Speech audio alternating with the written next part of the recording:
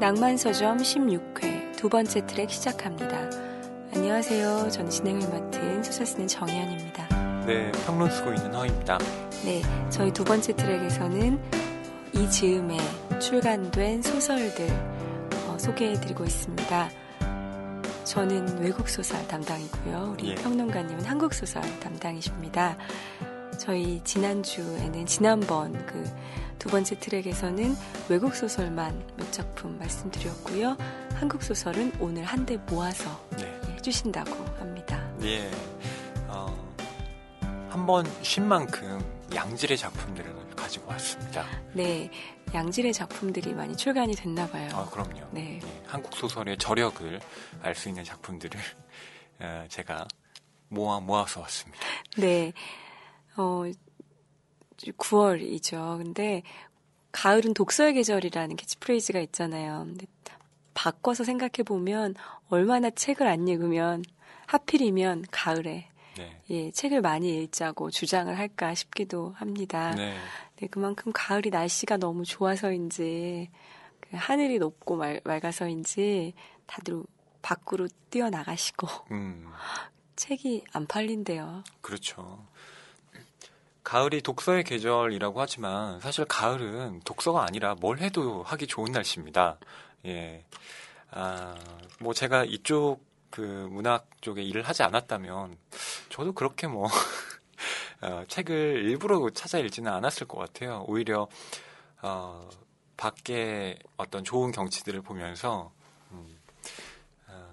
여자친구가 놀러 다니는 게 더 즐거운 일이 아니었을까? 뭐 이런 마음을 가져봅니다. 이 책 읽어야죠. 예. 이분이 지금 서점에서 무슨 얘기한 거야? 심화서 쓰시는 거 아니에요, 우리 피디님? 책이 가득한 그리고 소설을 사랑하는 책방, 여기는 낭만서점입니다.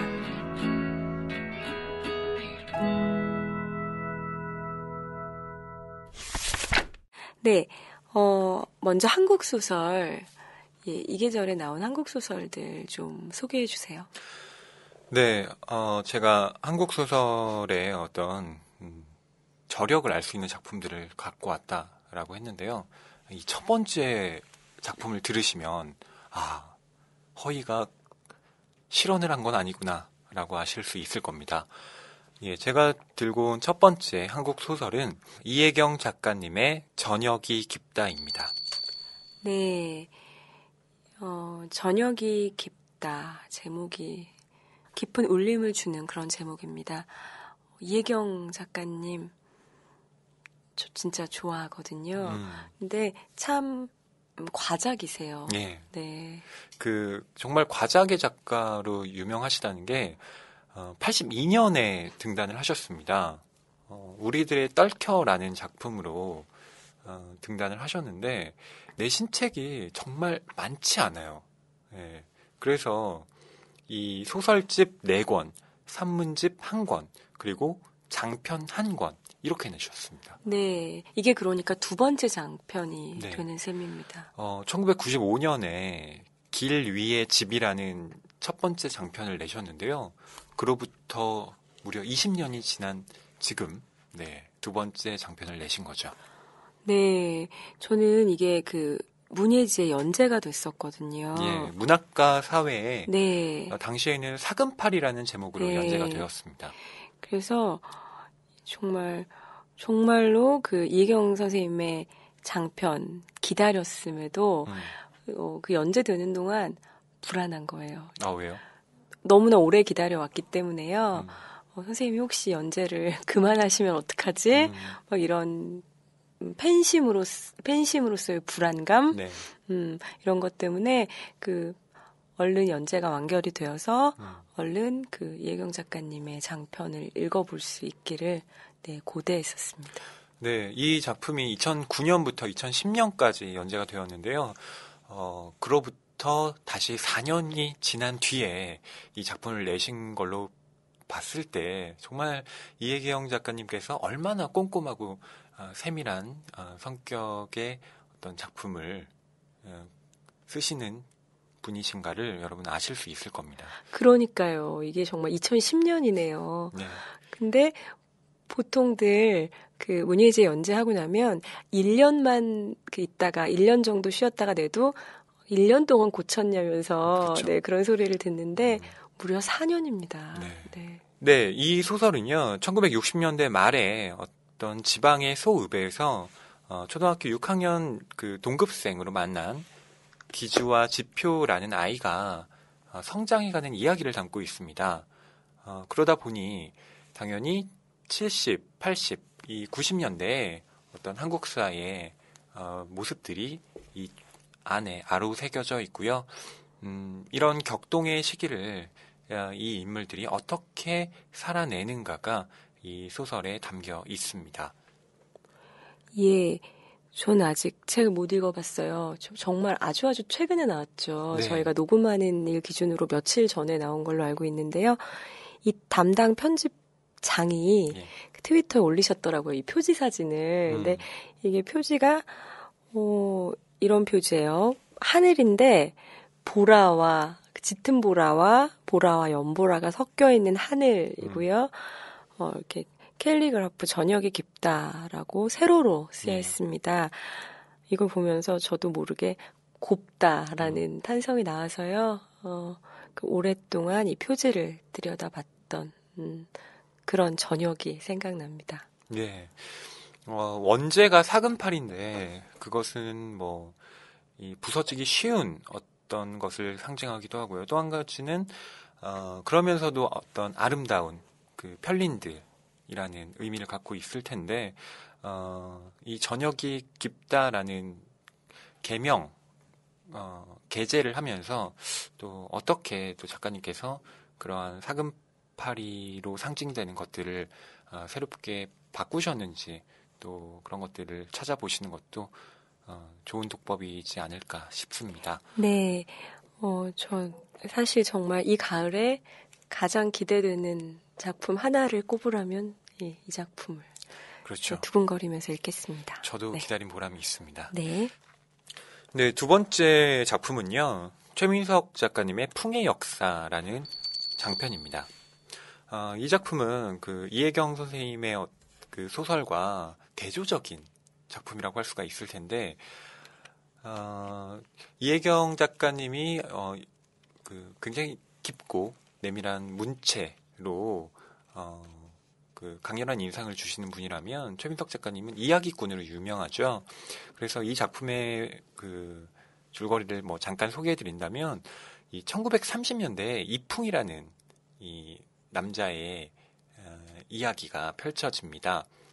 풍이라는 이름에서 알 수 있듯이 이 사람은 허풍이 정말 심한데요. 이 사람이 겪는 일제강점기 그리고 한국전쟁 그 이후에 그들의 아들과 손자인 구와 언 이 인물들의 어떤 이야기들이 정말 쉴 새 없이 몰아치는 그런 소설입니다. 네. 최민숙 작가님은 아까 이혜경 작가님이 과작이라고 했는데 다작이시죠. 네, 조금 네, 또 그런 느낌인데 그것도 뭐 젊은 작가분이 좋은 작업이신 것 같아요. 네. 네. 현대사를 바라보는 그 두 명 작가의 어떤 다른 관점을 비교해서 보시면 좋을 것 같다는 추천을 드립니다. 네, 그리고 세 번째 제가 추천드릴 소설은요. 김혜나 작가님의 그랑주떼라는 작품입니다. 네. 예, 이 그랑주떼는 발레 용어인데요. 저도 이게 처음 제목을 듣고 뭔가 했는데 이 소설의 주인공이 이 발레를 가르치는 강사입니다. 네. 예, 그래서 제목이 이렇게 붙은 것 같은데요. 뭐 김혜나 작가님은 워낙 그 제리와 정크를 통해서 이 청춘의 이야기를 그려내는 작가로 잘 알려져 있는데 이번에는 그 그랑주떼라는 작품을 통해서 마지막 청춘의 완결편이라는 제목이 붙었더라고요. 아, 역시 청춘 3부작이었군요. 네, 청춘 3부작. 네. 이 이야기는 그 예정이라는 그 발레 강사가 어렸을 때 만났던 그 리나라는 자신의 어떤 동경이자 또 선망의 대상이었던 그런 소녀의 그 과거를 떠올리면서 진행이 되는 그런 소설입니다. 그리고 이 소설이 또 약간 사회적인 문제도 다루고 있는데요. 그게 이제 성폭력에 관련된 어떤 이야기도 담겨져 있어서 그런 아픔을 간직한 인물들을 여러분께서 어떻게 이 소설을 읽으시면서 또 보듬어 안으실지도 제가 보기엔 좀 궁금한 대목이 아닐 수 없습니다. 네, 이렇게 3편의 장편 소설이네요. 네, 가을은 장편을 읽기 참 좋은 계절이라는 생각해요. 길게 앉아서 책을 네, 읽을 수 있는 그런 네. 날씨니까 아무래도 장편이 좀 더 읽기에 좋은 계절이 아닌가 싶습니다. 네. 예. 저는 외국 소설 2편 준비해왔습니다. 한국 소설뿐 아니라 외국 소설도 참 그 9월에 유난히 출간이 많이 됐나요? 많이 안 돼요. 아, 네. 외국 소설도 역시 예외가 아니군요. 예. 저 좀 약간 걱정이 돼요. 출판 시장 자체가 지금 축소가 됐다는 말이 참 많이 들려오는데 문학 시장은 더더 그런가 보다. 예전에는 출간은 그래도 하고 참 안 나가네 이렇게 했는데 이제는 정말 출간조차 하지 않는 시대가 됐나 봐요. 그래서 정말 좀 걱정이 되기도 하고 그리고 그 이른바 문학 출판사라고 알려진 곳들을 그래서 제가 이렇게 홈페이지에 들어가서 보곤 해요. 뭐가 출간이 됐지? 근데 정말 예전에 비해서 확실히 출간되는 소설의 종수가 줄었더라고요. 네, 네. 그렇습니다. 그런데 느는 데가 있긴 해요. 문학은 아니고요. 그 토익. 네. 이쪽 시장은 제가 그 분야에 들어가서 보면 폭발적인 성장을 하더라고요. 깜짝 놀랐습니다. 그렇군요. 네. 예, 저희는 2편의 외국 소설 오늘 가지고 왔습니다. 예. 첫 작품은요, 좋은 사람은 찾기 힘들다라는 제목입니다. 소설 독자들은 소설을 좋아하는 미국 소설을 좋아하는 독자들은 진짜 오랫동안 기다렸던 작가의 작품이에요. 예, 누가 썼나요? 예, 플래너리 오코너라는 여자 작가인데요. 그 일종의 전설적인 인물입니다. 한국에는 처음 소개가 됐지만 그렇죠. 우리 한국의 존 치버 전집 같은 게 나온 것도 사실 얼마 안 됐어요. 그런데 그런 작가가 단편이 정말 좋은 작가, 미국 작가 있는데 한국에 소개 안 됐어. 근데 나는 원서를 읽었어. 진짜 좋더라. 이렇게 할 수 있는 예, 그런 이름인데요. 예. 지금 이제 조용히 단편집이 나왔습니다. 네. 이분은 39살에 일찍 돌아가신 분이기 때문에 어쩌면 그 전설적인 이름이 더 오래 기억이 됐는데요. 미국 예. 문학을 이야기할 때 해밍웨이 이후 가장 독창적인 작가라는 이야기를 듣기도 했고 뭐 트루먼 카포티에 비교되곤 하는 그런 이름입니다. 평범한 인간 내부에 숨겨진 어두운 욕망을 포착하는데 탁월한 그런 분인데요.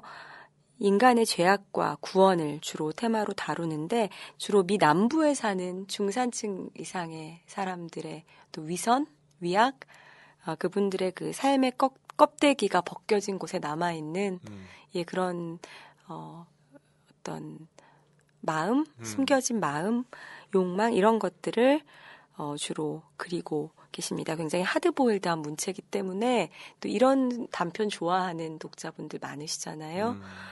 우리나라 뭐 레이몬드 카버, 존 치버 이런 분들 네. 아주 인기가 많죠. 근데 역시 특히 단편이 아주 좋다고 평가가 되는 작가시고요. 저는 이제 한두 편 먼저 읽어봤는데 와 진짜 명불허전이었어요. 그래서 여러분들 이런 소설 좋아하는 여러분들께 꼭 권해드리고 싶습니다. 네, 소설집. 소설집입니다. 좋은 사람은 찾기 힘들다. 네, 저 정말 안 좋은 단편은 소개해드리지 않습니다. 이런 네. 정연 이런 작가님의 자신감. 자신감. 네. 두 번째 작품은요, 환희의 아이입니다. 환희의 아이요. 네, 예. 저희 얼마 전에 네카트에 담은 책 할 때요, 덴도 아라타라는 영혼의 아이. 영혼의 아이 소개해드렸죠. 그의 새로운 장편이 나왔습니다. 오랜만에 몇 년 만에 장편이에요. 현대문학에서 이번에 나왔더라고요. 근데 역시 어두운 이야기, 어두운 아이들의 이야기를 담고 있습니다. 두 권으로 나왔어요. 근데 이 작품에 대해서 그 덴도 아라타가 스스로 내 작품의 중기가 시작됐다라고 해요. 그럼 그 전까지는 초기였던 건가요? 그러게요. 네. 스스로 보기에는 미숙하다고 네. 생각하셨나 봐요. 근데 이제 이 작품에 대해서는 어느 정도 나는 중기로 접어들어도 된다라는 자신감이 있는 예, 그런 일성을 뱉었다고 합니다. 네. 한 가족이 있는데 아버지는 거액의 빚을 지고 행방불명됐고 어머니는 투신 자살하려다 실패해서 의식불명 상태로 있고 세 아이가 남겨져 있대요. 형은 17살, 막내는 5살. 그들은 어떻게 살까요? 돈을 벌기 위해서 그 악의 세계와 손을 잡고 산다고 합니다. 저 이제 아직 안 읽어봤어요. 근데 계속 읽을까 말까 해요. 왜요? 왜냐하면 읽으면 다 읽어버리는 거잖아요.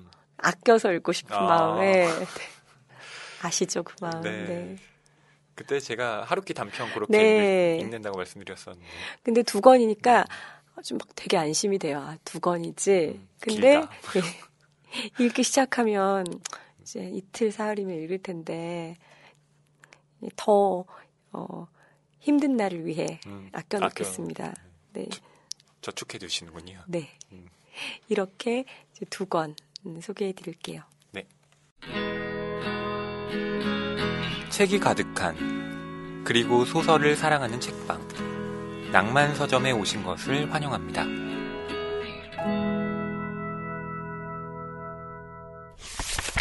저희 이렇게 신간 소개해 드렸습니다.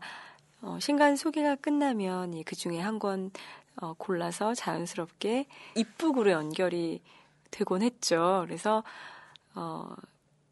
나온 책 중에서 저희 같이 이야기 나누고 싶은 책 늘 깊게 같이 말씀드리곤 했습니다. 그런데 오늘은요 좀 특별하게 진행해 보려고 합니다. 네, 저희 낭만서점 공모전 서점에 갔다라는 첫 문장으로 이벤트 진행했던 거 기억나시나요? 예, 바로 그 대상작인 그 여자의 파랑을 낭독해 드리려고 합니다. 팟빵에 또 어떤 분께서 이 대상 수상작 언제 읽어주시나요? 이렇게 남겨주기도 하셨는데요. 저희가 언제 할까 시기를 엿보다가 이번에 하면 좋겠다 싶어서 읽어드리려고 합니다. 예, 유정님이 쓰신 글입니다. 그 여자의 파랑. 저희 허희 평론가님이 낭독해 주시겠습니다.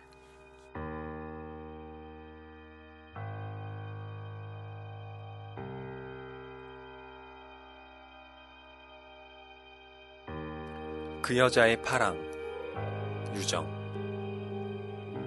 서점에 갔다. 서점 바닥에 주저앉아 책 읽는 사람들을 밟지 않으려고 조심하면서 인문학 코너로 갔다. 남자가 들고 있으라고 했던 책을 찾아 손끝으로 책등을 훑어 내려갔다. 손끝에 후두둑 굵은 빗방울이 떨어졌다. 남자가 지목한 책을 집어들었다. 책 표지는 한 번도 가본 적 없는 지중해의 물빛 같은 색깔로 채워져 있었다. 아무 페이지나 펼쳐 읽는 신용이라도 하려는데 누군가 다가서는 느낌이 들었다. 자리를 옮기시죠. 남자였다. 앞장서는 남자를 따라 서점 밖으로 나왔다. 툭.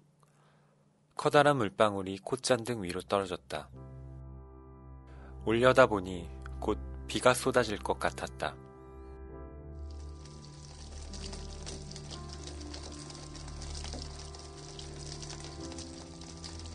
마주 앉은 남자의 외모는 평범했다. 어느 날 경찰이 찾아와 사진을 내밀며 이런 남자 본 적 있느냐고 물으면 자신있게 잘 모르겠다고 대답할 수 있을 것 같았다. 복잡할 것은 없습니다. 계약서에 사인만 하면 됩니다. 마음이 바뀌게 되면 어쩌죠? 해지도 가능한가요? 모레쯤 저희 직원이 댁으로 방문할 겁니다. 사전에 전화로 공지 드릴 거고요. 방문한 직원이 다시 한번 계약 내용을 설명드릴 텐데 혹시 마음이 바뀐 경우엔 그때 해지 의사를 밝히시면 됩니다. 이미 오래 생각했던 일이었다. 남자가 종이 한 장을 내밀며 물었다. 계약하시겠습니까? 돌이키고 싶은 것은 없었다. 그만두고 싶은 것이 있다면 몰라도. 가방에서 펜을 꺼내 계약서에 사인했다. 계약서를 받아든 남자가 먼저 일어났다. 카페의 전면 유리에 번지는 빗물 자국 때문에 남자는 그림자처럼 보였다. 남자가 멀어지기 시작했다. 정말 멀어진 것인지 빗자국에 스며든 것인지는 알 수 없었다.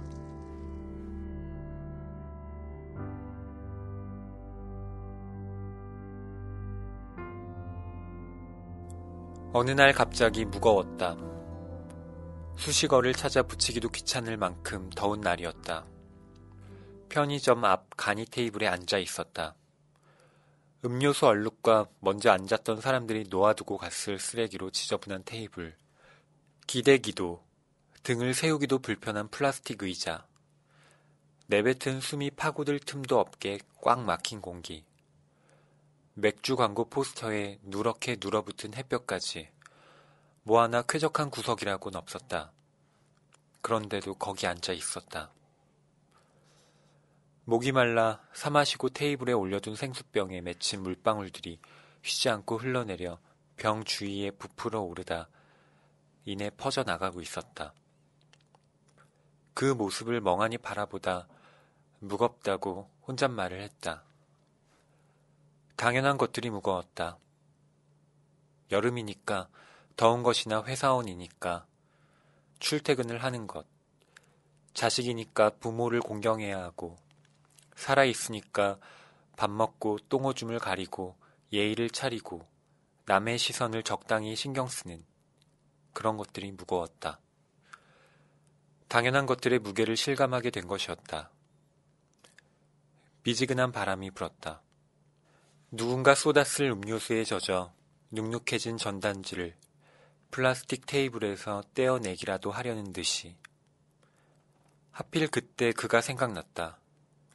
그의 살짝 비틀려 올라간 입꼬리에는 늘 한숨과 미소가 반씩 섞여 있어서 어떻게 웃어도 비웃는 것처럼 보였다. 너만 힘든 거 아니야. 너만 아픈 거 아니야. 너만 고민하는 거 아니야. 너만 고달픈 게 아니야. 찢어버리고 싶게 얇은 입술로 쉬지 않고 떠들어대는 그에게 너만 닥치면 참 좋겠다고 말하지 못했다. 집 앞까지 바래다주고 돌아서는 그의 긴 그림자가 입 밖으로 비어져 나오려는 모난 말들을 틀어막곤 했었다.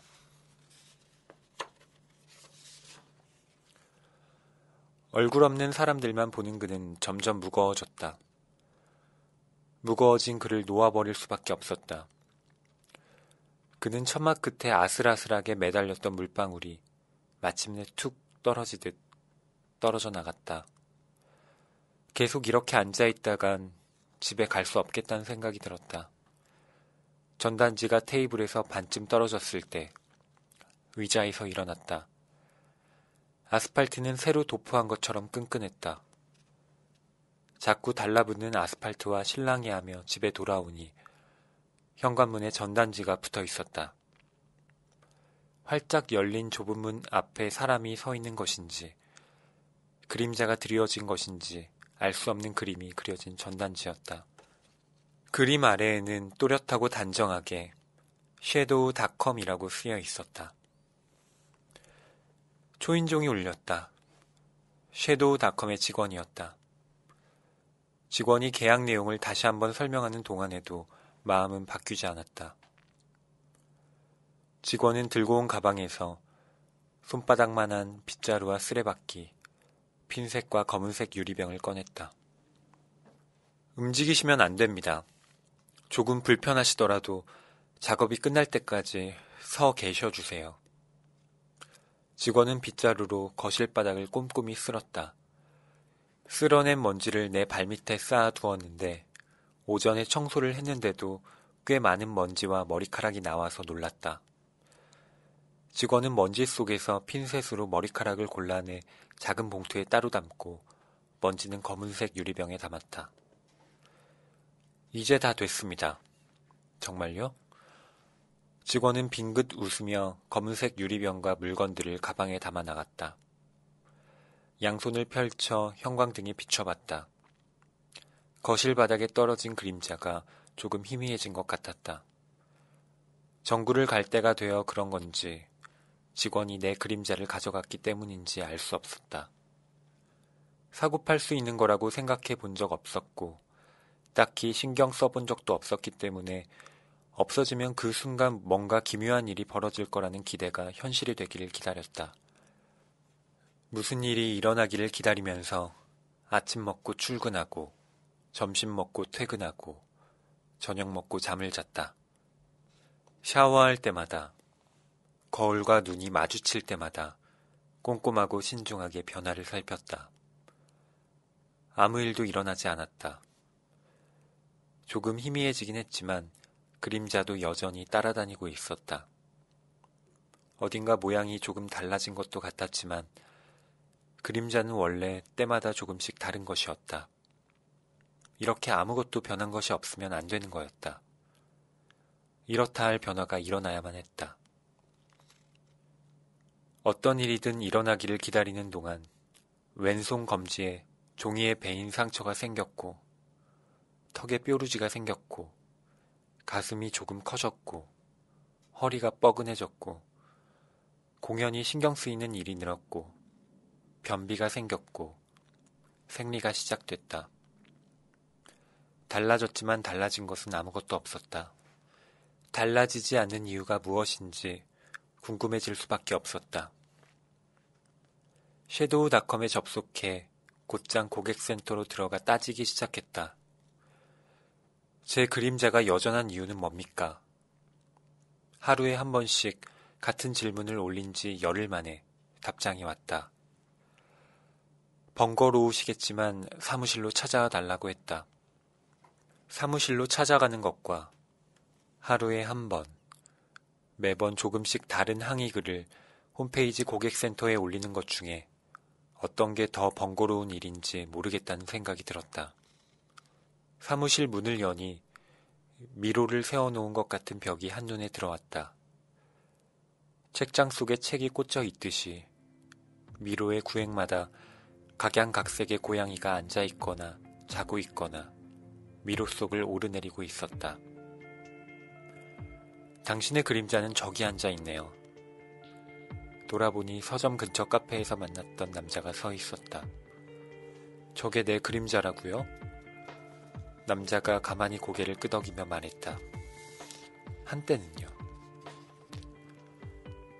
그림자들은 이곳에 와 고양이가 된다고 했다. 얼룩덜룩한 무늬의 고양이들은 충동적으로 팔려온 그림자였다. 확실한 한 가지 이유가 있어 팔려온 고양이들은 코 주변과 발끝, 꼬리 끝이 검게 물들어 있었다. 부정적인 생각이나 감정이 계기가 되어 팔려온 그림자일수록 밝은 색깔의 털과 일정한 무늬를 갖고 있었다. 이 고양이들은 여기서 살아요? 아니요. 새로운 친구를 찾게 되면 여길 떠납니다. 입양된다는 말인가요? 아니, 제가 궁금한 건 왜 그림자가 그대로인 것이냐는 거죠. 남자가 말없이 나를 바라봤다. 남자의 까만 동공 속에 내가 들어가 있었다. 커다래서 동그래 보이기는 했지만 위아래가 조금 뾰족한 것 같기도 했다. 따라오세요. 남자가 좁은 방으로 안내했다. 아무것도 없는 방이었다. 남자가 불을 켜니 바닥에 동그란 빛이 맺혔다. 남자가 가만히 내 등을 밀었다. 빗속에 서니 까만 고양이 한 마리가 발끝에 앉아있는 게 보였다. 그림자가 선명해졌어요. 아주 없을 수는 없어요. 고객님의 생활은 계속되어야 하니까요. 고양이 모양이네요.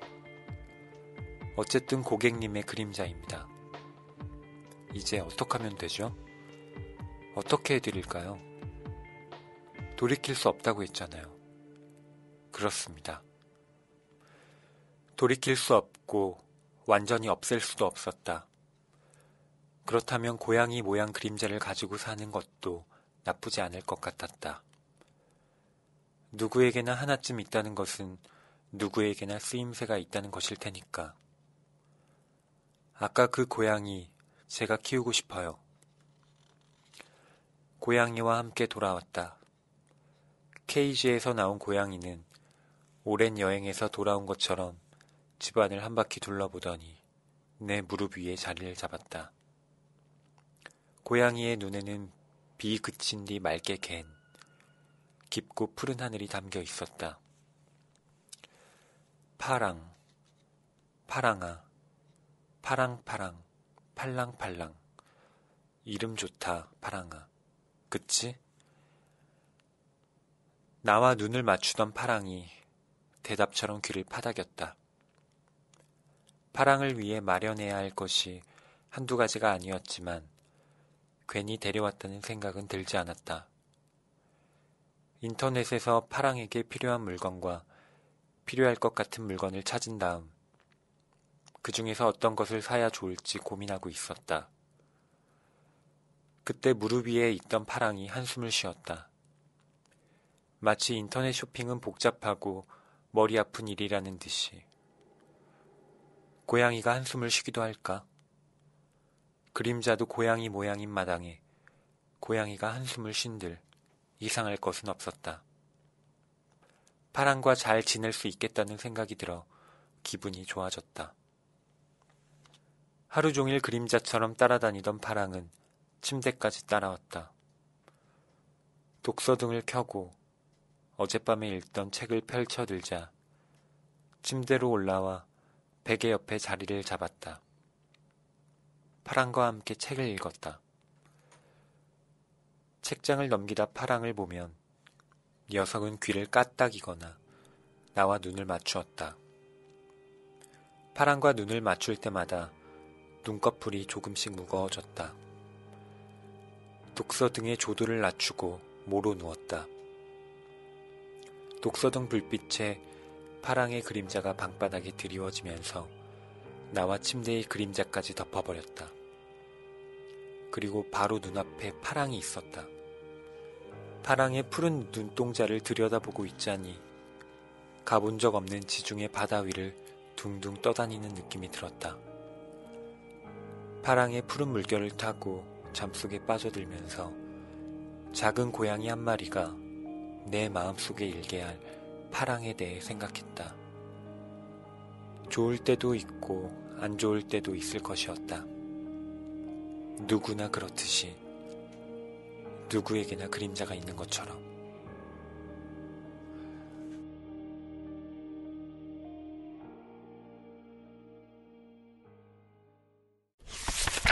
네, 낭독 잘 들었습니다. 예, 부끄럽습니다, 작가님. 네, 마지막 문장이 누구나 그렇듯이 누구에게나 그림자가 있는 것처럼 이렇게 끝을 맺는데요. 네, 정말 누구에게나 그림자가 있잖아요. 근데 우리가 그 사실을 자주 잊고 삽니다. 예. 네, 이 낭독 들으시면서 여러분들도 여러분들의 그림자, 나의 그림자가 지금 나를 잘 따라오고 있는지 어디 사라진 건 아닌지 또 보시면 좋을 것 같습니다. 네. 네, 그리고 저희 낭만서점이 이 낭독의 비중을 좀 점차 늘려갈 계획을 갖고 있습니다.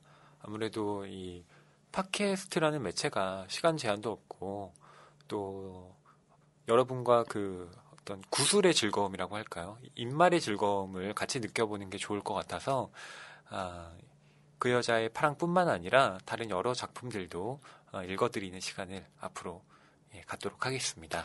네, 저희 요즘 미리 듣는 소설 올리고 있잖아요. 낭독해서.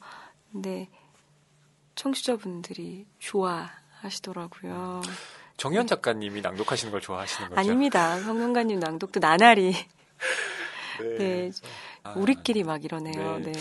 저희가 뭐 전문 어떤 그 성우들이 아니기 때문에 뭐 미숙한 점이 정말 많겠지만 네. 그래도 같이 소설을 아끼고 사랑하는 사람으로서